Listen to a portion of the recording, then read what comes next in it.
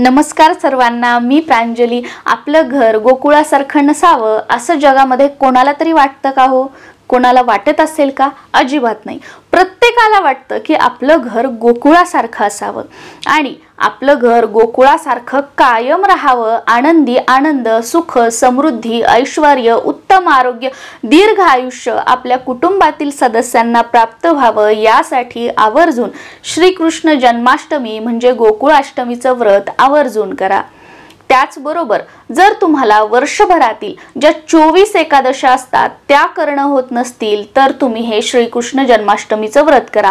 असं म्हटलं जातं की आपण जन्माष्टमीचं व्रत केल्याने वर्षभरातील ज्या 24 एकादशी आहेत ते केल्याचं पुण्यफळ तर आपल्याला मिळतं, पण श्रीकृष्ण जन्माष्टमीचा उपवास केल्याने 1000 एकादशी केल्याचं, 1000 एकादशी पकडल्याचं जे फळ आहे ते आपल्याला मिळत असतं। त्यामुळे आवर्जून हे जे कृष्ण जन्माष्टमीचं व्रत आहे, तुम्ही स्त्रिया असाल, पुरुष असाल, कोणीही असाल, प्रत्येकाने आवर्जून करायचं आहे। आता तुम्हाला जर संतान प्राप्ती नसेल, संतान प्राप्तीसाठी प्रॉब्लेम्स येत असतील, रिपोर्ट सर्व नॉर्मल आहेत पण तरी सुद्धा गर्भधारणा होत नाहीये किंवा गर्भ राहिला तर त्याची वाढ व्यवस्थित होत नाहीये किंवा सतत मिसकॅरेज होत आहे, जो काही तुम्हाला प्रॉब्लेम असेल तर त्यासाठी तुमच्या मनामध्ये इंटेन्शन ठेवून भगवान श्रीकृष्णांना प्रार्थना करून की या गोष्टीसाठी मी हे श्रीकृष्ण जन्माष्टमीचं व्रत करत आहे, त्या दिवशी पूजा वगैरे कशा पद्धतीने करायची हा व्हिडिओ चॅनलवर आलेला आहे, तो तुम्ही बघू शकता। तर त्या पद्धतीने आपण हे संपूर्ण पूजा विधीसह हे व्रत करायचं आहे आणि नक्कीच हे केल्यानंतर पुढची जन्माष्टमी येईपर्यंत 1 वर्षाच्या आत तुमच्या घरामध्ये पाळणा 100% हालेल। श्रीकृष्ण जन्माष्टमीचा उपवास हा एकादशी सारखाच असतो, दिवसभर फराळाचे पदार्थ खायचे असतात। आता यंदा 2024 मध्ये श्रावणी सोमवार आणि श्रीकृष्ण जन्माष्टमी एकाच दिवशी आलेली आहे। इतर वेळी जेव्हा फक्त गोकुळाष्टमी असते तर त्या उपवासाला आपण भगर खाऊ शकतो, पण यंदा सोमवार आणि ही गोकुळाष्टमी एका दिवशी आलेली आहे, त्यामुळे आपल्याला फराळामध्ये भगर खायची नाहीये, कारण भगवान शिवशंकरांच्या उपवासाला भगर ही वर्ज्य मानली जाते। भगर खाल्ल्यानंतर भगवान शिवशंकरांचं जे व्रत उपवास आहे ते मोडतं असं म्हटलं जातं। त्याच्यामुळे उद्याच्या गोकुळाष्टमी उपवासाला आपल्याला भगर वर्ज्य करायची आहे, भगर खायची नाही। भगर सोडून इतर जे पदार्थ आहेत उपवासाचे ते तुम्हाला दिवसभर खायचे आहेत किंवा फळं असतील, चहा, दूध, कॉफी या सुद्धा गोष्टी तुम्ही घेऊ शकता। त्याचबरोबर फराळाचे पदार्थ बनवण्यासाठी साधं मीठ वापरायचं नाहीये, सेंदव मीठ जे असतं, ज्याला उपवासाचं मीठ म्हटलं जातं, ते मीठ उपवासाचे पदार्थ बनवायला वापरायचं आहे आणि त्याचा वापर करायचा आहे। साधं मीठ खाल्लं तर उपवास मोडतो असं म्हटलं जातं, कारण हा फराळाचा उपवास आहे। आता सोमवारचा किंवा 16 सोमवार चा जो उपवास आहे तो तुमचा असेल आणि त्यासोबतच गोकुळाष्टमी सुद्धा आलेली आहे, तुमच्याकडे गोकुळाष्टमीचा उपवास करण्याची प्रथा आहे, कारण बऱ्याच जणांकडे गोकुळाष्टमीचा उपवास करण्याची पद्धत नाहीये आणि बऱ्याच जणांकडे आहे।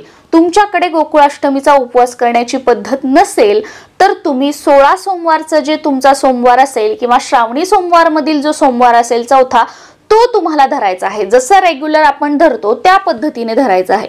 पण तुमच्याकडे गोकुळाष्टमीचा सुद्धा उपवास आहे आणि तुमचा श्रावणी सोमवारचा सुद्धा उपवास आहे, तर अशा वेळेला काय करायचं आहे, आपल्याला दिवसभर फराळाचे पदार्थ खायचे आहेत, साधं मीठ आणि भगर सोडून। आणि हा जो उपवास आहे सोमवारचा असू द्यात किंवा गोकुळाष्टमीचा असू द्यात, दुसऱ्या दिवशी म्हणजे मंगळवारी सकाळी स्नान वगैरे करून बाळकृष्णांना गोपाळ काल्याचा नैवेद्य दाखवायचा आहे आणि त्यानंतर आपल्याला उपवास सोडायचा आहे।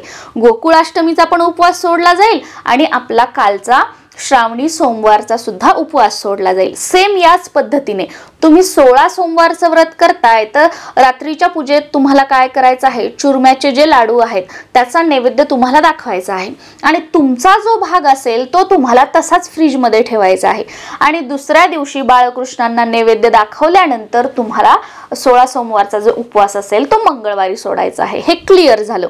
आता बऱ्याच जणांकडे मध्यरात्री 12च्या नंतर जेव्हा श्रीकृष्णांचा जन्म होतो त्याच्यानंतर उपवास सोडण्याची सुद्धा पद्धत आहे। जर तुमच्याकडे तुमच्याकडे तशी पद्धत असेल तर मग तुम्ही श्रीकृष्णांचा जन्म झाल्यानंतर सोमवारचा उपवास असेल किंवा हा बाळकृष्णाचा आपण श्रीकृष्ण जयंतीचा जो उपवास असेल ते दोन्हीही तुम्ही सोडू शकता। पण आमच्याकडे दुसऱ्या दिवशी उपवास सोडण्याची पद्धत आहे, त्यामुळे मी तुम्हाला त्या हिशोबाने सांगितलं। तुमच्याकडे 12 नंतर सोडण्याची पद्धत असेल श्रीकृष्णांच्या जन्मानंतर तर तसंही तुम्ही सोडू शकता। या पद्धतीने हे जे व्रत आहे ते आपल्याला करायचं आहे। या दिवशी सकाळी उठून आपल्या प्रत्येकाच्या देवघरामध्ये जी बाळकृष्णांची मूर्ती आहे ती आपल्याला ताम्हणामध्ये घ्यायची आहे आणि बाळकृष्णाच्या मूर्तीवर स्वच्छ पाण्याने, त्यानंतर पंचामृताने आणि परत स्वच्छ पाण्याने ओम नमो भगवते वासुदेवाय हा मंत्र 108 वेळा म्हणत अभिषेक करायचा आहे। आणि त्यानंतर मूर्ती स्वच्छ साफ करून जिथे तुम्ही जन्म करणार आहात, जिथे कुठे तुम्ही पाळणा वगैरे चौरंगावर किंवा पाटावर ठेवून तिथे पूजा करणार असाल तर तिथे चौरंग किंवा पाट मांडून घ्यायचा आणि डायरेक्ट त्या पाळण्यावर तुम्हाला बाळकृष्णांची मूर्ती ठेवायची आहे। म्हणजे कसं 10 वेळा तुम्हाला ती मूर्ती इथून उचलून तिथे ठेवा किंवा त्या मूर्तीला हात लावण्याची गरज पडणार नाही, तर तुम्ही असं करू शकता। किंवा ही पूजा झाल्यानंतर तुम्ही देवघरामध्ये मूर्ती ठेवायची आहे आणि मग संध्याकाळी वगैरे जेव्हा तुम्ही पूजा मांडणी कराल तर त्या पाळण्यामध्ये तुम्हाला बाळकृष्णाची मूर्ती तुम्ही रात्री ठेवली तरी सुद्धा चालेल। बाळकृष्णाची मूर्ती देवघरामध्ये किंवा त्या पाळण्यामध्ये ठेवल्यानंतर सकाळी जेव्हा आपण देवपूजा करतो त्यावेळेला सुद्धा आपल्याला बाळकृष्णांना गंध, अक्षदा, धूप, दीप जे काही आहे, जो काही साखरेचा नैवेद्य असेल किंवा लोण्याचा नैवेद्य असेल तो आपल्याला दाखवायचा आहे। आणि त्याचबरोबर आवर्जून तुळशीपत्र, आणि तेही मंजुळा असलेलं तुळशीपत्र जर तुम्हाला मिळालं तर ते तुळशीपत्र तुम्हाला विष्णू सहस्त्रनामावली म्हणत 1 असू द्या, 5 असू द्या, 7 असू द्या, ते आपल्या उजव्या हातामध्ये धरायचे, विष्णू सहस्त्रनामावली म्हणायची आणि बाळकृष्णांच्या मूर्तीवर ते अर्पण करायचं आहे।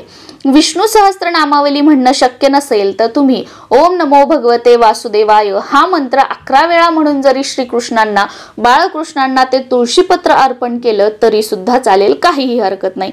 आणि मध्यरात्री 12 वाजता सुद्धा तुमच्याकडे कोणती पद्धत आहे, 12 वाजता जन्म करण्याची पद्धत आहे का 12:39 जन्म करण्याची पद्धत आहे, तर त्या वेळेनुसार तुम्हाला बाळकृष्णांचा जन्म करायचा आहे, पाळणा हलवायचा आहे, 5 जे पाळणे असतात ते तुम्हाला म्हणायचे आहेत, बाळकृष्णांच्या मूर्तीवर गुलाल टाकायचा आहे, सुंठ वड्याचा नैवेद्य दाखवायचा आहे। बऱ्याच ठिकाणी रात्री सुद्धा लोण्याचा नैवेद्य दाखवला जातो, 5 फळ तुम्ही ठेवू शकता किंवा बऱ्याच प्रकारचे नैवेद्य ठेवले जातात, तर ते तुम्हाला अर्पण करायचे आहेत। आणि त्यानंतर विष्णू सहस्त्रनाम तुम्हाला ऐकायचं आहे किंवा म्हणायचं आहे किंवा बाळकृष्णांची 5 भजनं तुम्हाला म्हणायची आहेत। आणि त्यानंतर तुम्हाला गीतेतील 15व्या अध्यायाचं पठण करून किंवा मोबाईलवर ऐकून आपलं आसन सोडायचं आहे। या पद्धतीने आपली जी सेवा आहे, जे व्रत आहे श्रीकृष्ण जन्माष्टमीचं ते पूर्ण झालेलं आहे। आणि दुसऱ्या दिवशी किंवा बाळकृष्णांचा जन्म झाल्यानंतर जशी तुमच्याकडे उपवास सोडण्याची पद्धत आहे त्यावेळी तुम्हाला उपवास सोडायचा आहे। नमस्कार।